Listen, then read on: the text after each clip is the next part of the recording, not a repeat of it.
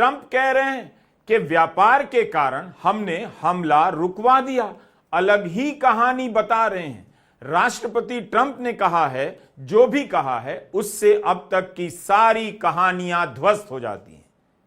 सबसे बड़ी कहानी यह भी ध्वस्त होती है कि भारत और पाकिस्तान के बीच में बातचीत हुई, कोई तीसरा नहीं आया था। अभी तक ये सवाल उठ रहे थे कि ट्रंप ने सबसे पहले सीज फायर की घोषणा की, तो इसके जवाब में कहानियां बनाई जा रही थी कि भारत और पाकिस्तान के बीच तीसरा नहीं था। लेकिन ट्रंप अपने ट्वीट से साफ साफ संदेश दे रहे थे कि तीसरा था और ट्रंप थे वो तीसरा। आज उन्होंने कह दिया कि उन्होंने हस्तक्षेप किया, व्यापार को लेकर चेतावनी दी और हमला रुकवा दिया। Trade is a big one. We're going to do a lot of trade with Pakistan. We're going to do a lot of trade with India. We're negotiating with India right now. We're going to be soon negotiating with Pakistan. And we stopped the nuclear conflict. I think it could have been a bad nuclear war. Millions of people could have been killed. So I'm very proud of that. I also want to thank Vice President Vance and Secretary of State Rubio for their work and efforts. They worked very hard on that. अब इस बात को समझिए, 10 मई को cease fire की घोषणा होती है, तब से भारत ने अमेरिका के बारे में कुछ भी नहीं कहा। पाकिस्तान के प्रधानमंत्री शहबाज शरीफ ने तो पहले ही दिन अमेरिका का शुक्रिया अदा कर दिया। भारत 2 दिनों तक क्यों चुप रहा? यहां यह समझ पैदा की जा रही थी कि अमेरिका के दबाव से भारत ने फैसला नहीं लिया। यह अजीब स्थिति आपको नहीं लगती कि 2 दिनों से भारत अमेरिका को लेकर चुप है? लेकिन ट्रंप ने दुनिया के सामने कह दिया तब जब प्रधानमंत्री नरेंद्र मोदी का राष्ट्र के नाम संबोधन होने वाला था। उसके ठीक पहले कह रहे हैं कि उनकी चेतावनी के कारण हमला रुका है। अमेरिका की कितनी भूमिका थी बता रहे हैं। अब सवाल उठता है कि प्रधानमंत्री मोदी कहते थे कि जब तक आतंकवाद है तब तक किसी से बात नहीं करेंगे, पाकिस्तान से बात नहीं करेंगे, तो कैसे उन्होंने सीज फायर या आगे की बातचीत का कोई भी खाका स्वीकार कर लिया? हम नहीं जानते कि व्यापार के नाम पर ट्रंप ने और किन किन बातों को लेकर दबाव डाला। यह तो सरकार को बताना पड़ेगा। लड़ाई आतंकवाद को लेकर हो रही थी, ट्रंप कह रहे हैं रुक गई व्यापार को लेकर। यह तो और भी विचित्र बात है।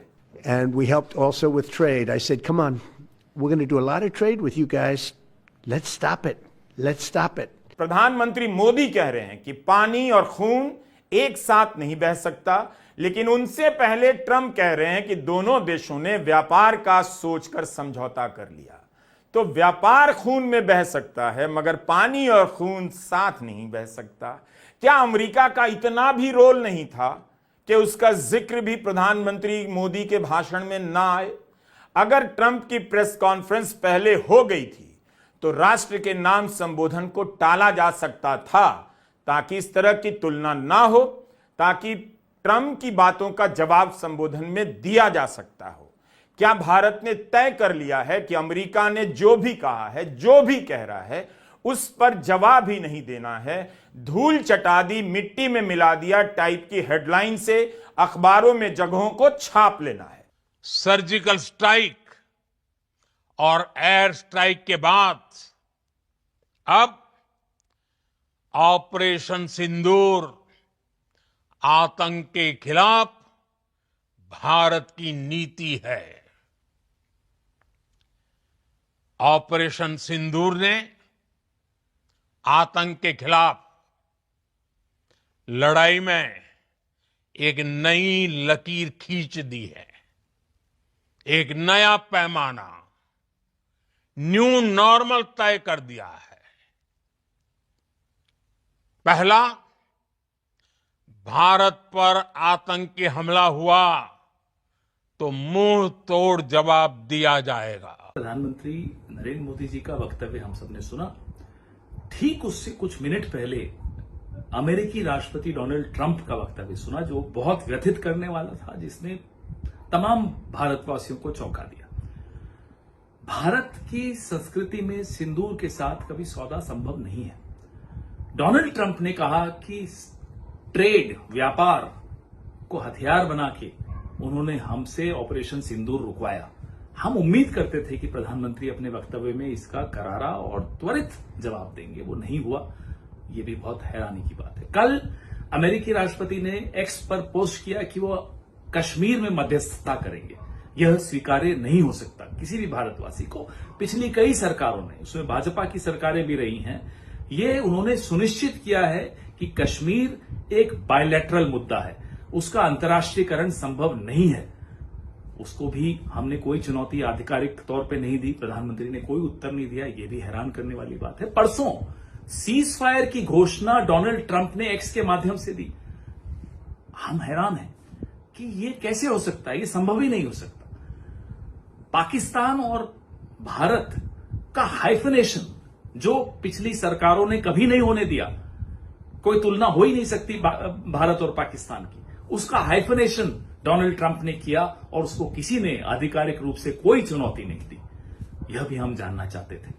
इसलिए हम फिर से आग्रह करते हैं प्रधानमंत्री जी, एक सामूहिक संकल्प की दिशा में आप पहल करिए, आप कदम बढ़ाइए। हम 22 अप्रैल की रात से आपसे आग्रह कर रहे हैं कि ऑल पार्टी मीटिंग्स में आप आइए, आप ही नेतृत्व दीजिए सामूहिक संकल्प को। और सामूहिक संकल्प आज देश की आवश्यकता है।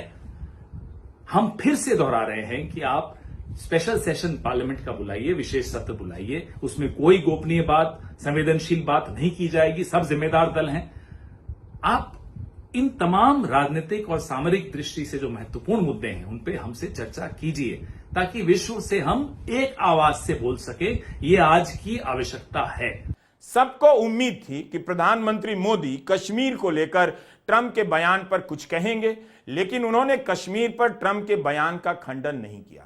2019 की बात है, जुलाई का महीना था, तब ट्रंप ने कहा कि प्रधानमंत्री मोदी ने उनसे कहा है कि आप कश्मीर को लेकर मध्यस्थता कीजिए, लेकिन तुरंत ही भारत ने जवाब दे दिया।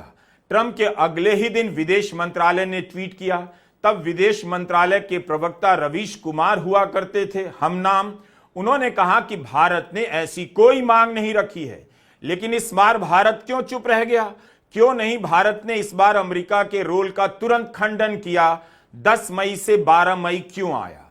2019 में भारत ने कहा था, भारत की लाइन यही है कि पाकिस्तान के साथ जितने भी मुद्दे हैं उन पर चर्चा आपस में करेंगे। भारत ने अमेरिका से हस्तक्षेप की अपील या मांग कभी नहीं की। लेकिन इस बार ट्रंप ने खुद ही सोशल मीडिया में पोस्ट कर दिया कि वे कश्मीर पर पहल करना चाहते हैं। पाकिस्तान और भारत को संबोधित करते हुए उन्होंने ट्वीट किया कि मैं आप दोनों के साथ मिलकर यह देखने के लिए काम करूंगा कि क्या 1000 साल के बाद कश्मीर के बारे में कोई समाधान निकाला जा सकता है। यह उनका बयान है ट्रंप का कश्मीर को लेकर। इस बार ट्रंप ने यह नहीं कहा कि वे अपनी तरफ से मदद करना चाहते हैं। पहले से अलग और उलट उन्होंने अलग शब्दों में कहा कि मैं कश्मीर पर काम करूंगा। तो भारत ने तुरंत खंडन क्यों नहीं किया? और अब तो ट्रंप ने सबके सामने कह दिया कि उन्होंने व्यापार की धमकी देकर हमला रुकवा दिया। तो आतंकवाद से बदला कहां लिया गया? सबसे बड़ी बात है कि ट्रंप बार बार अपने बयानों में पाकिस्तान को भारत के समकक्ष रख रहे हैं। इसे नोट कीजिए। दोनों देशों के नेताओं को एक साथ ताकतवर भी बता रहे हैं, पीठ भी ठोक रहे हैं और एक तरह से प्रश्नांकित भी कर दे रहे हैं, सवालों के घेरे में भी ले आते हैं। क्या मोदी समर्थक ये बर्दाश्त कर लेंगे कि प्रधानमंत्री मोदी की तुलना ट्रंप शहबाज शरीफ से किए जा रहे हैं? क्या दुनिया नहीं जानती कि शहबाज शरीफ कैसे प्रधानमंत्री बने? वहां के चुनाव में क्या क्या हुआ? खैर, भारत के चुनाव में भी सवाल उठे, लेकिन पाकिस्तान का मामला तो बेहद अलग था। शहबाज शरीफ के साथ प्रधानमंत्री मोदी की बराबरी ट्रंप कैसे कर सकते हैं? क्या प्रधानमंत्री नरेंद्र मोदी इस बात को स्वीकार कर लेंगे? On Saturday, my administration helped broker a full and immediate ceasefire, I think a permanent one, between India and Pakistan, ending a dangerous conflict of two nations with lots of nuclear weapons. And they were going at it hot and heavy, and it was seemingly not going to stop. And I'm very proud to let you know that the leadership of India and Pakistan was unwavering, powerful, but unwavering in both cases, and having these They really were, from the standpoint of having the strength and the wisdom and fortitude to fully know and to understand the gravity of the situation. And we helped a lot. Trump का यह बयान बेहद महत्वपूर्ण है। जिस तरह से Trump ने अपने हर बयान में भारत के साथ साथ पाकिस्तान का नाम बराबरी से लिया है, पाकिस्तान की निंदा नहीं की, आतंकवाद को लेकर पाकिस्तान की निंदा ट्रंप ने नहीं की। क्या ट्रंप यह बताना चाहते हैं कि वे अमेरिका के राष्ट्रपति हैं, केवल राष्ट्रपति हैं, प्रधानमंत्री मोदी के फ्रेंड नहीं हैं?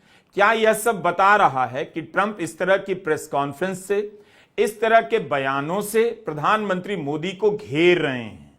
जाहिर है वे तारीफ तो करते हैं, लेकिन जो स्थिति बन रही है, जो तस्वीर बन रही है, उसमें एक फ्रेम नजर आता है, जिस फ्रेम में अब केवल दो फ्रेंड नहीं है, ट्रंप और मोदी नहीं है, बल्कि उस फ्रेम में ट्रंप और मोदी के साथ पाकिस्तान के प्रधानमंत्री शहबाज शरीफ भी हैं। आप टाइमिंग समझिए, भारत में प्रधानमंत्री मोदी का राष्ट्र के नाम संबोधन होने वाला है, उससे ठीक पहले ट्रंप का बयान आता है कि मैंने व्यापार को लेकर दोनों को धमकी दी कि अगर सीज फायर नहीं हुआ तो व्यापार रोक देंगे, अगर सीज फायर होगा तो खूब व्यापार करेंगे। विपक्ष संसद की बैठक की मांग कर रहा है, तो राष्ट्र के नाम संबोधन का रास्ता क्यों चुना गया? क्या इसलिए कि तैयार भाषण के जरिए अपनी बात कही जाएगी ताकि संसद में सवाल जवाब की स्थिति से बचा जा सके? मगर ट्रंप ने अपनी बात कहकर संसद की बैठक बुलाने की मांग में जान डाल दी है। अब और इसकी जरूरत हो गई है।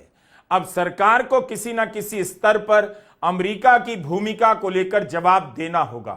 ट्रंप की प्रेस कॉन्फ्रेंस के आईने में रखकर देखिए तो प्रधानमंत्री मोदी के संबोधन में कई सवालों के जवाब नहीं मिलते। आखिर भारत क्यों अमेरिका का नाम नहीं ले रहा? नाम लेने से भारत का क्या नुकसान हो जाएगा? अमेरिका के बयानों का खंडन करने से भारत का क्या नुकसान हो जाएगा? क्या अब विदेश मंत्री एस जयशंकर को नहीं बोलना चाहिए कि अमेरिका तो कह रहा है व्यापार की धमकी देकर टकराव रुकवा दी, और भारत कह रहा है पाक ने गुहार लगाई तो सीज फायर के लिए तैयार हो गए? आखिर आम दर्शक इस अंतर को कैसे समझे? प्रधानमंत्री मोदी के संबोधन में अमेरिका का नाम क्यों नहीं था? और अमेरिका जो कह रहा है उसका जवाब मोदी सरकार क्यों नहीं दे रही है? नमस्कार, मैं रवीश कुमार।